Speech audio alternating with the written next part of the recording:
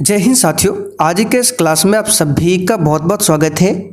तो साथियों, बिहार दरोगा 2025 के लिए एडुटेरिया के द्वारा एक टेस्ट सीरीज चलाया जा रहा है और उस टेस्ट सीरीज का नाम रखा गया है खाकी सीरीज। तो साथियों, इसका पहला टेस्ट पेपर लिया जा चुका है। 3 मई को इसका पहला टेस्ट हुआ था, फिर 4 मई को दूसरा टेस्ट हुआ था, यानी कि सैटरडे और संडे को इसका टेस्ट लिया जाता है। तो साथियों, आज के सेशन में हम लोग टेस्ट पेपर 1 से 30 अति महत्वपूर्ण या कह सकते हैं 30 सेलेक्टेड प्रश्नों को कवर करेंगे, जो कि आपके बिहार दरोगा एग्जाम के लिए बहुत ज़्यादा इंपॉर्टेंट होगा। तो साथियों, आप लोग इस टेस्ट को ध्यान से अटेंड कीजिए और सेशन के लास्ट में आप सभी को कमेंट करके अपना अपना स्कोर बताना है। और इसका पीडीएफ आपको मिल जाएगा टेलीग्राम पर, लिंक डिस्क्रिप्शन बॉक्स में है, जाकर आप लोग ज्वाइन कर लीजिए। तो देखिए, पहला क्वेश्चन है, निम्नलिखित दर्रों को संबंधित राज्यों के साथ सुमेलित कीजिए। एक तरफ दर्रों का नाम है, दूसरे तरफ राज्यों का नाम दिया हुआ है। इसको आपको अच्छा से मिलान करना है और कूट के माध्यम से आपको आंसर बताना है। यहाँ पर देख सकते हैं कूट दिया हुआ है। तो आइए सभी दर्रे को मिलाते हैं एक एक करके। तो तांगला दर्रा की बात करें, ये आपका हो जाएगा लद्दाख में। एक का आपका हो जाएगा बी, यानी कि सबसे पहले हो जाएगा बी। हल्दी घाटी दर्रा कहाँ पर है? तो ये आपको देखने को मिलेगा राजस्थान में। तो उसके बाद आपका हो जाएगा डी। दीफू दर्रा की बात करें, सिंपल सा क्वेश्चन है, दीफू दर्रा है अरुणाचल प्रदेश में, तो ये हो जाएगा ए। और लास्ट में असीरगढ़, ये आपको मध्य प्रदेश में देखने को मिलेगा। तो B D A C, B D A C देख सकते हैं, ऑप्शन डी में दिया हुआ है। चलिए अगला क्वेश्चन देखिए, निम्नलिखित पहाड़ियों में वेलिकोंडा समूह किसका संरचनात्मक हिस्सा है? साथियों, आपको एक भी क्वेश्चन को छोड़ना नहीं है, ये सब क्वेश्चन आपके एग्जाम के लिए बहुत ज़्यादा इंपॉर्टेंट है। और देखिए, सेशन के लास्ट में आपको कमेंट करके अपना अपना स्कोर जरूर बताना है, आपने कितने क्वेश्चन आज के सेट में सही किए हैं। तो इन पहाड़ियों में जो वेलिकोंडा समूह है किसका संरचनात्मक हिस्सा है? तो पूर्वी घाट का। किसका है? पूर्वी घाट का। यहाँ पर सी ऑप्शन आपका सही है। नीलगिरी पहाड़ी की बात करें, पूछा जाता है नीलगिरी पहाड़ी किस क्षेत्र में है? तो तमिलनाडु क्षेत्र में आपको देखने को मिलेगा। नीलगिरी पहाड़ी की सबसे ऊंची चोटी का नाम पूछा जाता है, जो कि क्या है? दोदा बेट्टा। ये नीलगिरी पहाड़ी की सबसे ऊंची चोटी है। और इस पहाड़ी पर कौन सी जनजाति का निवास स्थान है? तो टोडा नाम की जनजाति पाई जाती है नीलगिरी पहाड़ी पर। चलिए अगला क्वेश्चन देखते हैं, निम्नलिखित में से कौन सी भारत की नवीनतम पर्वत श्रेणी है? और साथियों, इसका पीडीएफ आपको टेलीग्राम पर मिल जाएगा। टेलीग्राम का लिंक नीचे डिस्क्रिप्शन बॉक्स में दिया हुआ है, तो आप लोग उस टेलीग्राम चैनल को ज्वाइन कर ले। वहाँ पर क्लास खत्म होने के बाद ये पूरा पीडीएफ आपको मिल जाएगा। तो कौन सी भारत की नवीनतम पर्वत श्रेणी है? तो हिमालय पर्वत श्रेणी, ये सबसे नवीनतम पर्वत श्रेणी है। और ये जो है फोल्डिंग माउंटेन, जिसको हिंदी में कहते हैं वलित पर्वत का उदाहरण है हिमालय पर्वत श्रेणी। अच्छा, सबसे प्राचीनतम पर्वत श्रेणी पूछे तो ये हो जाएगा अरावली पर्वत श्रेणी, ये सबसे प्राचीनतम है। और इसकी सबसे ऊंची चोटी का नाम है गुरु शिखर। निम्नलिखित में से कौन सी नदी पश्चिम की ओर बहती है? चलिए, बहुत ही शानदार क्वेश्चन है, लगाइए इसका आंसर क्या होगा। कौन सी नदी पश्चिम की ओर बहती है? तो साथियों, ये है आपका पेरियार नदी। ठीक है, इन चारों ऑप्शन में से मात्र एक पेरियार नदी है जो पश्चिम की ओर बहती है। ठीक है, तो बी ऑप्शन आपका सही जवाब है। और पेरियार नदी की बात करें, इसी पर एक परियोजना है इडुक्की परियोजना। एग्जाम में पूछा गया है कि इडुक्की परियोजना किस नदी पर है? पेरियार नदी पर। ये कहाँ पर है? केरल में। तुंगभद्रा की बात करें, ये कृष्णा की सहायक नदी है तुंगभद्रा। कावेरी को दक्षिण भारत की गंगा बोला जाता है। इस पर पूछा जाता है कौन सा बांध है? मेट्टूर बांध। ठीक है, तो मेट्टूर बांध पूछे कावेरी नदी पर है। ये नदी कहाँ से निकलती है? तो कर्नाटक में ब्रह्मगिरी की पहाड़ी से कावेरी नदी निकलती है। गोदावरी की बात करें तो ये महाराष्ट्र के नासिक में, ठीक है, त्र्यंबकेश्वर की पहाड़ी से निकलती है गोदावरी नदी। ये दक्षिण भारत की सबसे लंबी नदी है, इसको वृद्ध गंगा के नाम से भी जाना जाता है। और गोदावरी की कुल लंबाई है 1465 किलोमीटर। चलिए आगे देखिए, निम्नलिखित में से किस एक राज्य में सुइल नदी परियोजना स्थित है। और देखिए जो भी साथी बिहार पुलिस 2025 की तैयारी करते हैं वो भी इस क्लास को जरूर देखें, आपके लिए भी इम्पोर्टेंट है। तो सुइल नदी परियोजना की बात करें, ये हिमाचल प्रदेश में है। ठीक है, हिमाचल प्रदेश के चंबा डिस्ट्रिक्ट में स्थित है सुइल नदी परियोजना। डी ऑप्शन सही है। और सुइल नदी की बात करें, ये जो है रावी की सहायक नदी है सुइल नदी। अगला क्वेश्चन, लौह अयस्क के खाने एवं अवस्थित राज्यों के संबंध में सूची 1 को सूची 2 से सुमेलित कीजिए। तो यहाँ पर देख सकते हैं लौह अयस्क के खाने हैं चंद्रपुर, चित्रदुर्ग, बैलाडीला, मयूरभंज। ये सारे के सारे बहुत ज़्यादा इंपॉर्टेंट है। तो यहाँ पर सबसे पहले हम चंद्रपुर की बात करें और रत्नागिरी, इसके साथ में एक रत्नागिरी भी जोड़ लीजिए। तो चंद्रपुर और रत्नागिरी ये दोनों आपको महाराष्ट्र में देखने को मिलेगा। चित्रदुर्ग और कुद्रेमुख, कुद्रेमुख दरोगा में पूछा हुआ क्वेश्चन है कि कुद्रेमुख जो लौह अयस्क के खाने हैं वो कहाँ पर है। तो चित्रदुर्ग और कुद्रेमुख ये दोनों के कर्नाटक में। बैलाडीला की बात करें ये छत्तीसगढ़ में है, और मयूरभंज की बात करें ये आपका है उड़ीसा में। कहाँ पर है? उड़ीसा में। चलिए, बैलाडीला छत्तीसगढ़ और ये उड़ीसा। तो इसका आंसर आपका कौन सा हो जाएगा? तो एक आपका कौन सा हुआ? तो एक आपका महाराष्ट्र, यानी कि सबसे पहले 2 चित्रदुर्ग और कुद्रेमुख आपका हो जाएगा कर्नाटक, तो ये हो जाएगा 4। बैलाडीला छत्तीसगढ़ 3, उसके बाद 1, 24, 31। अगला क्वेश्चन, निम्नलिखित में से कौन सा एक स्थलरुद्ध बंदरगाह है? चलिए, बहुत ही शानदार क्वेश्चन है, बताइए इसका आंसर क्या होगा। तो इसका सही जवाब है विशाखापत्तनम बंदरगाह। ठीक है, विशाखापत्तनम बंदरगाह की बात करें आंध्र प्रदेश में स्थित है। एन्नोर बंदरगाह की बात करें ये आपको तमिलनाडु में देखने को मिलेगा, और हल्दिया की बात करें ये पश्चिम बंगाल में है। तो आंसर यहाँ पर हमारा ए हो जाएगा, विशाखापत्तनम। निम्नलिखित जनजातियों में से कौन सी भारत के अंडमान और निकोबार द्वीप समूहों की मूल निवासी नहीं है? तो अंडमान निकोबार की जो राजधानी है अभी कहाँ पर है? तो पोर्ट ब्लेयर है, जिसका नाम चेंज करके हो गया है श्री विजयपुरम। ये आपको ध्यान रखना है। तो यहाँ पर इसका आंसर क्या होगा? रिंगमा। ये नागालैंड की मूल निवासी है। बाकी हालचू, ओंगे, सैम्पन, ठीक है, ये सभी अंडमान निकोबार की मूल निवासी है। हमारे सौरमंडल में क्षुद्र ग्रह पट्टी निम्नलिखित में से किन ग्रहों के बीच अवस्थित है? तो ये क्वेश्चन बिहार पुलिस बैच में भी कई बार बता चुके हैं। जैसे कि हमारा सूर्य हो गया, उसके बाद बुध, शुक्र, पृथ्वी, मंगल। तो मंगल और बृहस्पति के बीच में है क्षुद्र ग्रह, मंगल और बृहस्पति। बृहस्पति सौरमंडल का सबसे बड़ा ग्रह है। अगला क्वेश्चन, निम्नलिखित में से कौन सा कथन सही है? चलिए, सभी कथन को ध्यान से पढ़ते हैं। चंद्रग्रहण प्रत्येक पूर्णिमा को होता है। देखिए, चंद्रग्रहण पूर्णिमा को तो होता है, लेकिन प्रत्येक पूर्णिमा को नहीं होता है, तो ये गलत है। सूर्य ग्रहण अमावस्या को होता है, ये कथन आपका देखिए बिल्कुल सही है। सूर्य ग्रहण अमावस को होता है। ठीक है, चलिए आगे देखते हैं। सिक्किम राज्य निम्नलिखित में से किनसे घिरा हुआ है? इस प्रैक्टिस सेट में बहुत ही शानदार शानदार क्वेश्चन दिया हुआ है। तो सिक्किम राज्य जो है किनसे घिरा हुआ है? तो चाइना, नेपाल, भूटान और पश्चिम बंगाल। पहला वाला ऑप्शन आपका सही जवाब है।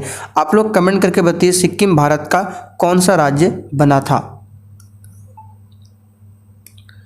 भूमध्य सागर निम्नलिखित में से किस जल संधि द्वारा अटलांटिक महासागर से जुड़ा है? बताइए, भूमध्य सागर जो है किस जल संधि द्वारा अटलांटिक महासागर से जुड़ा है? तो यह है जिब्राल्टर जल संधि।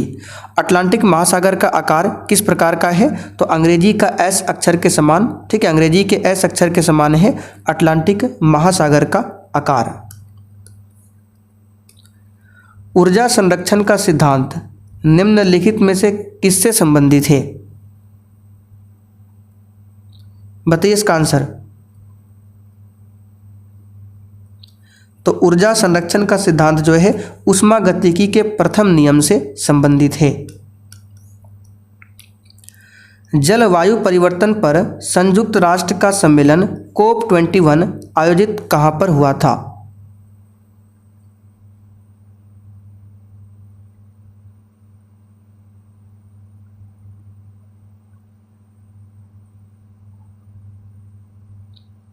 तो यहां पर इसका आंसर हो जाएगा पेरिस में हुआ था 2015 में। शुंग शासकों ने अपनी राजधानी कहां पर स्थापित किया था? तो साथियों शुंग शासकों ने अपनी राजधानी स्थापित किया था विदिशा। बहुत ही महत्वपूर्ण क्वेश्चन है, पूछा जाता है। अच्छा, शुंग शासक की बात करें तो शुंग वंश की स्थापना किसने किया था? पुष्यमित्र शुंग ने। ठीक है, मौर्य वंश का जो आखिरी शासक था वृद्धरथ, उसकी हत्या करके पुष्यमित्र शुंग ने शुंग वंश की स्थापना किया था। उपनिषदों का फारसी भाषा में अनुवाद क्या कहलाता है? चलिए बताइए इसका आंसर। तो उपनिषद टोटल कितने हैं? 108। पुराण कितने हैं? 18। वेद कितने हैं? 4। वेदांग कितने हैं? 6। तो उपनिषदों का फारसी भाषा में अनुवाद कहलाता है सिर-ए-अकबर। किसने किया था फारसी में अनुवाद? तो दारा शिकोह ने। किसने? दारा शिकोह ने। निम्नलिखित में से दक्षिण भारत में स्थित एकमात्र महाजनपद कौन सा था? बताइए, निम्नलिखित में से दक्षिण भारत में स्थित एकमात्र महाजनपद कौन सा था? देखिए टोटल 16 महाजनपद थे। 16 में से जो दक्षिण भारत में महाजनपद स्थित था वो था अस्मक, और इसकी राजधानी थी पोटली।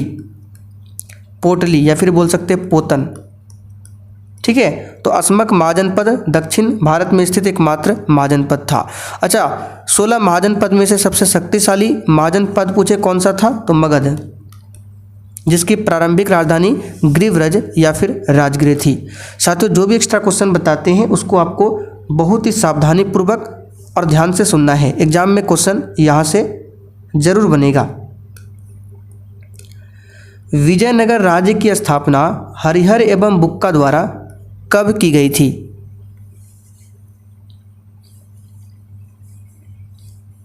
तो साथियों 1336 में किया गया था। 1336 में। ठीक है, विजयनगर साम्राज्य में 4 वंश था। कौन कौन सा? संगम वंश, दूसरा सुलभ वंश, तीसरा तुलुव वंश, चौथा अरविडु वंश। ये 4 वंश थे विजयनगर साम्राज्य में। मुंगेर में बढ़ैया ताल या बकास्त आंदोलन किनके नेतृत्व में चलाया गया?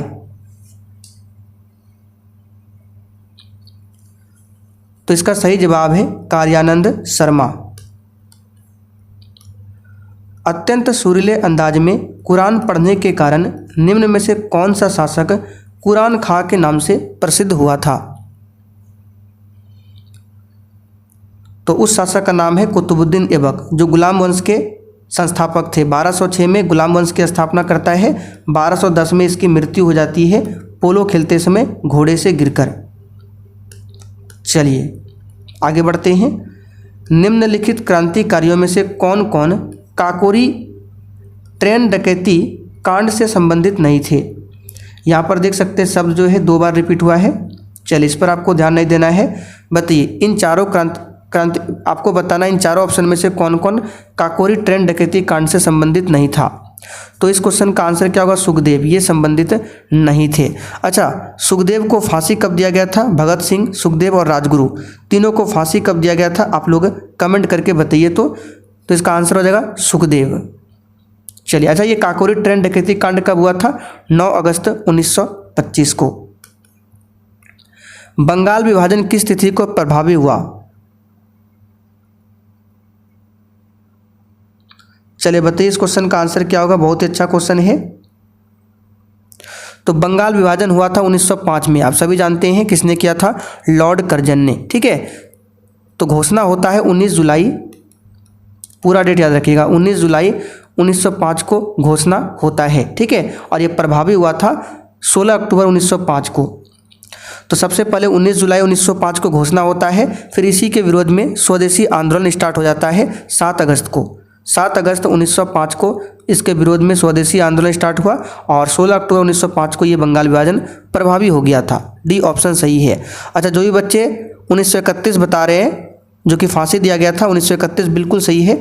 भगत सिंह, सुखदेव, राजगुरु तीनों को फांसी दिया गया था 23 मार्च 1931 को। इसलिए हम लोग 23 मार्च को शहीद दिवस मनाते हैं और साथ में 30 जनवरी को भी शहीद दिवस मनाते हैं, क्योंकि 30 जनवरी 1948 को महात्मा गांधी की मृत्यु हुई थी। ठीक है, गोली मारा था गया था।